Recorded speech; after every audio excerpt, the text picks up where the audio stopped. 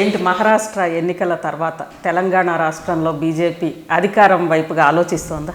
యాక్చువల్గా 2023 ముందే 2-3 సంవత్సరాల ముందు నుంచి కేంద్ర నాయకత్వం తెలంగాణలో మంచి అనుకూల పవనాలు ఉన్నాయి. ఆనాడు ఆ ప్రభుత్వం మీద ప్రజల్లో విపరీతమైన వ్యతిరేకత ఉంది. భారతీయ జనతా పార్టీ కలిసికట్టుగా మంచి నిర్ణయాలు తీసుకొని ముందుకు పోతే అధికారంకి వస్తున్నటువంటి భావన ఉండే. సరే, కారణాలు ఏమైనా కావచ్చు, మొత్తానికి అయిపోయింది.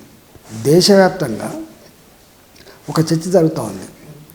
దేశంలో ప్రగతి ముందుకు పోవాలన్నా, సుభిక్షంగా సురక్షితంగా ఉండాలన్నా కూడా తెలంగాణ అందులో భాగంగా తెలంగాణ రాష్ట్రంలో కూడా గతంలో కాంగ్రెస్ పార్టీ ప్రభుత్వాన్ని చూసినాం, తెలుగుదేశాన్ని చూసినాం, కేసీఆర్ని చూసినాం, మళ్ళీ ఇలా కాంగ్రెస్ చూస్తూ ఉన్నాం.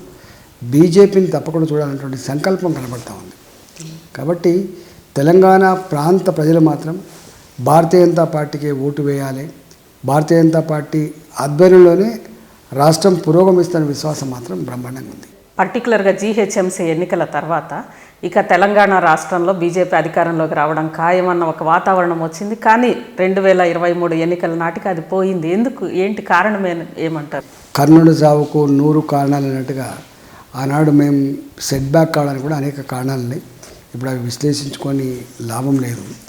ఇవాళ ఎట్లా పురోగమించాలనేదే మా ఎజెండా తప్ప గతాన్ని తర్కించుకున్నాం. ఆల్రెడీ కారణాలు ఏంటో మాకు తెలుసు.